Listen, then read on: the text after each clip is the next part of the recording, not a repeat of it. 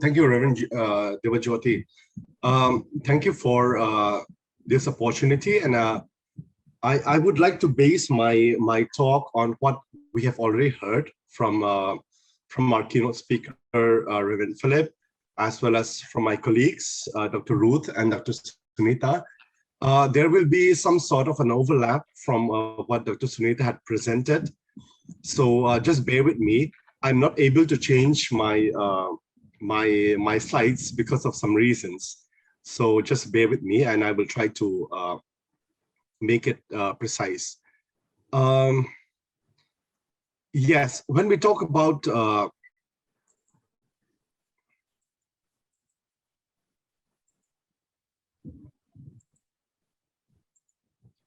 diversity within the human sexuality or gender identities, something that we really need to consider is what Dr. Sunita had already mentioned about the difference between sex and gender.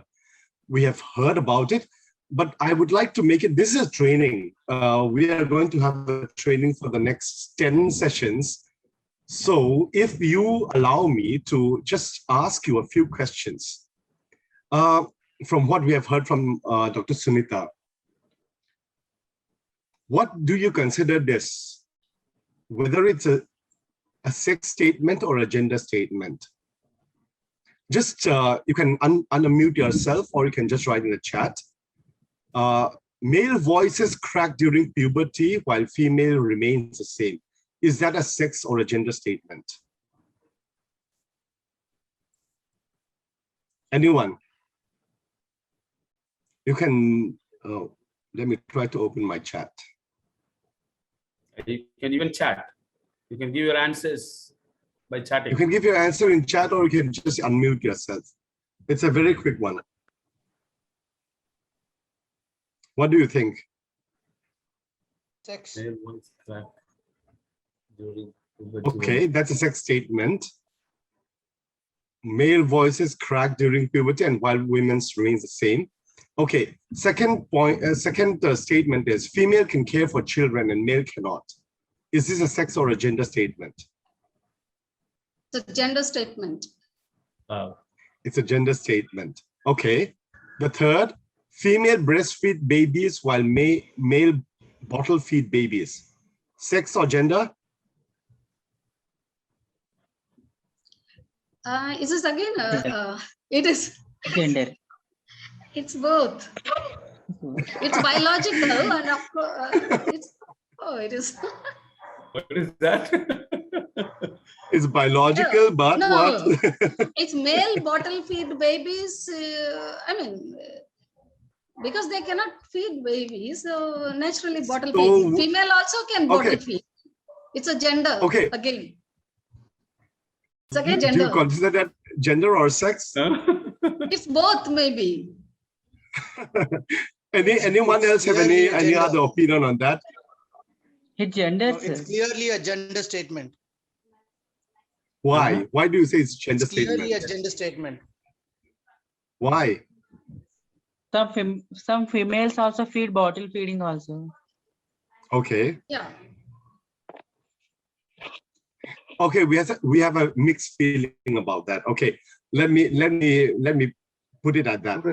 Male are better in driving than female. Sex or gender? Gender statement, for Gender sure. statement.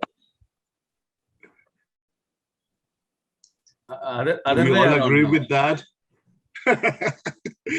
Anyone who disagree with that? The other No way one? around. Female are better than male now in driving. Oh, okay. That's a good point. That's a good point, Reverend Devajyoti. Okay. Male are good in mathematics while female are good in home science. Sex or gender? Again, a gender statement.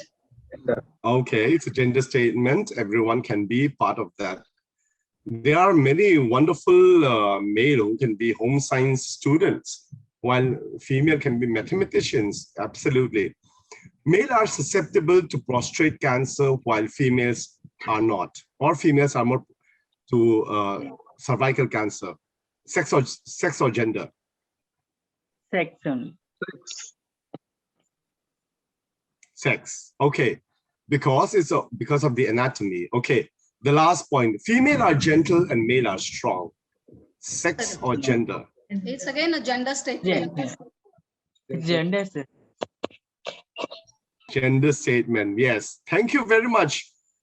Yes, they are confusing statements, but yes, we understand that the difference between sex and gender, as Dr. Sunita had pointed out to us, is very clear. Sex is biological, but gender is cultural. That is something that we really need to be very grounded on. This is a publication from the Lancet in 2019, and we really need to be based on this. Sex is biological, where gender is culture. We all know the difference. Dr. Sunita had already helped us in that. So yeah, Dr. Sunita had addressed this, so I will not go into it. Sex is, everyone is not born male or female, as she mentioned. There are children who are born with a difference in their reproductive organs, as she mentioned about the intersex. And if you look at XXY or the Klinefelter syndrome, there is 1 in 600 children who are born, 1 in 600 children, yes, by the latest WHO data. So when we talk about gender, it's about the social difference of being male, female, or any other. So the society constructs us of our norms, our roles and behaviors and our tasks and our functions of being male and female. And gender is learned from the time we grow up. You know, if you have a male child, what color will you make them wear? In normal, I mean, in our societal situation. If a boy is born, what color will you prefer? Anyone?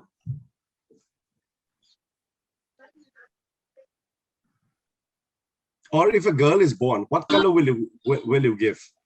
Pink Blue color. for boy, pink for girl. Pink. Okay, pink for girls and for Blue boys. for boys. Blue. Blue for boys. Absolutely. We have our social norms that we give blue to a boy and a pink to a girl. That is a social norm in our culture. So religion and culture attributes certain barriers towards this restriction of one's sex. You know, when I travel around in Asia, because we work all over Asia, in some Indonesian islands, there are 5 different genders. There are 7 different genders. But we are restricted to the binary understanding of just male and female. This you will be hearing more about it in your theological discourses in the coming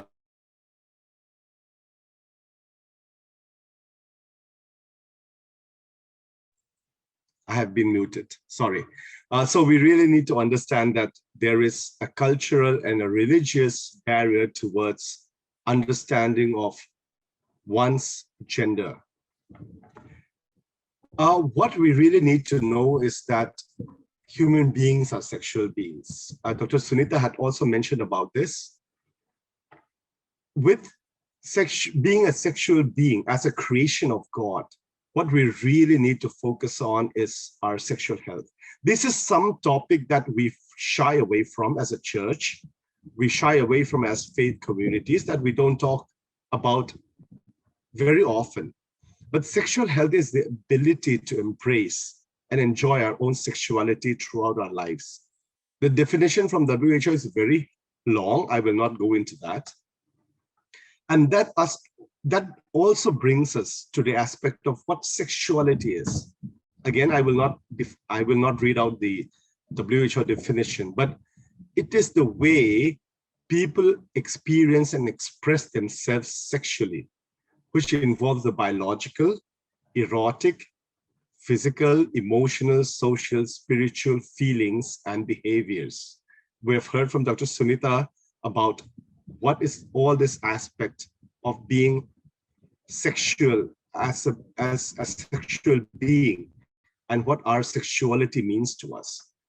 That is important for us to understand first, because I will go into our understanding of gender identity and sexual orientations. What we understand as gender identity is what our brain tells us as being male or female, or man or woman, sorry. Yeah, I take back my words. Gender identity is being male, a man, or a woman. So if your brain tells you, irrespective of what your body is, if it tells you you're a man or a woman, that is your gender identity. That's where the whole terminology of transgender come into being. When we feel that this is our body, but we are not, I think Dr. Ruth had really clearly emphasized on this, saying that, yes, the body is male, but I feel that I am a woman or I'm a girl. That is the gender identity, which brings us to the differentiation between transgender, cisgender, trans man, or trans woman. Then we also have our sexual expression. That is how we portray ourselves. It could be masculine, it could be feminine, or it could be anything in between. Androgynous, what we call as. So if you can identify as a man, but your expression may be feminine in its nature. Maybe the way that we move our hands or the way we walk, that could be the expression. It may be connected to our identity, but it need not be connected to our identity as well. So, for example, if we can understand it, in this current situation, I always bring up like Korean culture. If you look at the Korean culture, you have metrosexuality. People express themselves similar, whether they are man or woman, they all express similar. That is about expression, how we express ourselves. The third point is the biological sex, which is very clear. Dr. Sunita had clearly explained to us on this, whether we have a penis, a vagina, or intersex, which can be both, penis or vagina. That is the biological sex, which is our sexual characteristics. And then we have our sexual orientation. That is, we are physically, spiritually, emotionally, mentally attracted to someone. If it is of our same sex, we term it as homosexuality.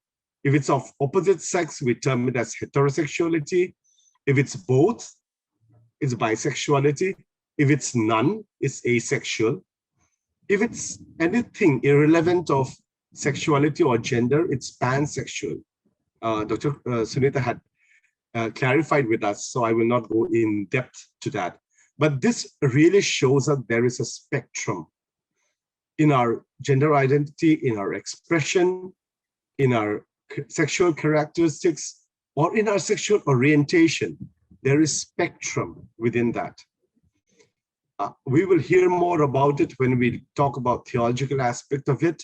But even God created, when he created day and night, it is not like switching on the bulb. It's not like day, bright, night, dark. There is in between. There is dawn, there is dusk. There are a lot of spectrum within this. So similarly, when he created us as human beings, as sexual beings, there is diversity within that.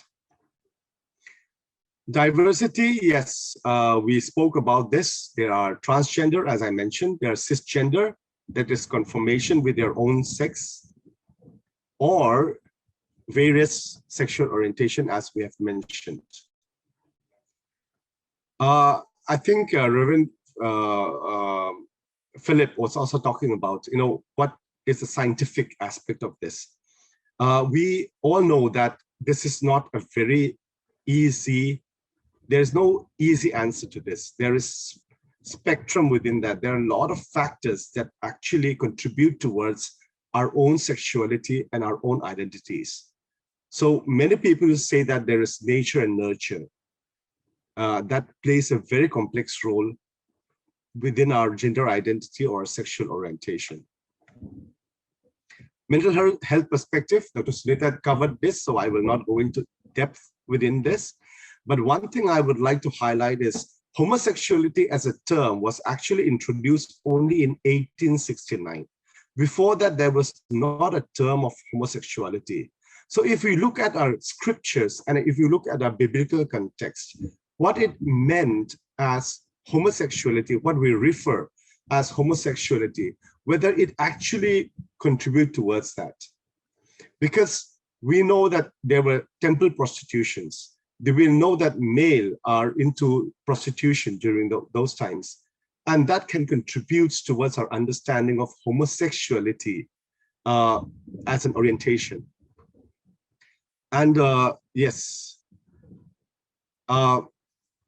this has also been addressed by Dr. Sunita, but sexual orientation was only accepted in World Health Assembly in 1990, and transgender was only in 2019.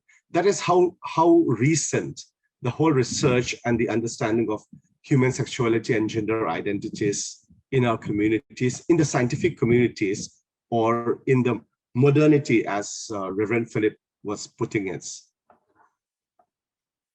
I will just like to end with this. I'm going to close my session on this.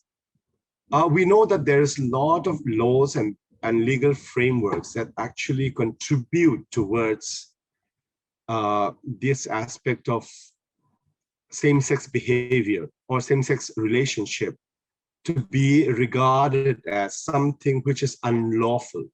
And many of this is contributing from, or it comes from the colonization, where we understand that, especially in the Asian context, even if you look at India or Indonesia or Malaysia or Myanmar or any other countries, there are a lot of diversities in gender identity and sexual orientation much earlier in our culture. But colonization has played a very crucial role in actually bringing forth the laws and the legal aspect, which criminalizes same-sex relationship, criminalizes aspect of sex work, and many aspects of it. But we all know that in Indian context, that the 377, the IPC 377, that strikes down the law criminalizing same-sex behavior was recently introduced. And there are also comprehensive HIV legislation in India and Philippines that has contributed towards a more amicable or a more conducive environment towards people of diverse gender identities in our context. So I will like to end with that. If there are any questions, I am willing to respond to that. Thank you. Friends, if you have any questions, quickly, please. There is a question: how does the role of nature and nurture contributes to sexual identity? From Elizabeth Green. Yeah, the whole notion of nature. Nature means you are born with. As we have mentioned earlier, there are many children who are born with diversities in their sexual identity, especially when we talk of the anatomical gender identity. There are children who are born with intersex, who are born as intersex, which has both reproductive organs. So there are a lot of these diversities within our community or within the community. But nurture is when people started deciding on who they should be. And that's why the transgender community, especially in Tamil Nadu, I know recently, has actually prohibited the conversion therapy or the sexual reassignment or sexual reinforcement treatment, because they said that they have every right to decide who they are later in their lives. So this nature and nurture is a very important aspect of a person's sexual identity or gender identity. May I speak? Yes, sir. Yes. Good evening, sir. Thank you so much for your presentation. My question is based on while I was browsing through the internet, a lot of times I go through and I see certain individuals who identify themselves as not being either male nor female, but also not particularly assigning themselves anywhere in the LGBTQ group, but they say they belong to a certain, they lie on a certain spectrum, and that their location keeps changing. It's not, it is not static, it is fluid. It keeps changing. The location of their gender keeps changing on that spectrum. So for those people, what are the challenges that they could face regarding living a daily life when they are kept on, they kept on being asked, what gender are you? What challenges do they face? I mean, even for the church, I mean to say, if the church has to open up to individuals who lie on these spectrums, and the spectrum is fluid, how do we interact with them? How would we be able to make them comfortable and feel welcome? Yeah, thank you, Andrew. That's a very important point, because see, as I mentioned earlier, the role of the church and the culture and the society has a great role to play in a person's gender identity or sexual orientation. So if they are being surrounded by people who is not able, who are having this binary understanding of a gender identity or sexual identity, the confusion continues to remain there, because they want to conform to the society, but their identity is different. So those challenges keep happening. So until or unless they have a conducive environment where they can absolutely accept themselves as who they are, the confusion remains. Okay, let's take an example where there is more openness to it. But even in those situations, a person's dysphoria, the gender dysphoria within them, is also something internal battle, which they need a constant support with. They might would like to confirm with the society that they are in, or they might like to be different. So there is personal level, societal level, and also the medical level, which we need to consider in this aspect. So all those aspects needs to be addressed, especially in the church.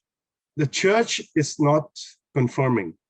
The church is very biased towards diversities as of now in many places. So how will a person with a diversity come out openly and say that I am of a diverse sexual identity or orientation? That is always a challenge. So we need to create a more conducive environment for them to even identify themselves to be who they are. Quickly, Dr. Ronald, I think Dr. George Burgess' father has raised the question. The session sound very anthropocentric. What about non-human beings, for example, animals and plants? Quick answer. The diversity is actually, we learn it from the animals and the plants. Because even asexuality, for example, was not a terminology that we use very commonly in sexual medicine until we learn from animals or plants that there are asexuality. So it is actually learning from them. It's anthropocentric only because I am talking in terms of human beings, but the whole issue of gender identity or sexual orientation or diversity is throughout creation. That is what we always see. That's how I will simply answer to that question.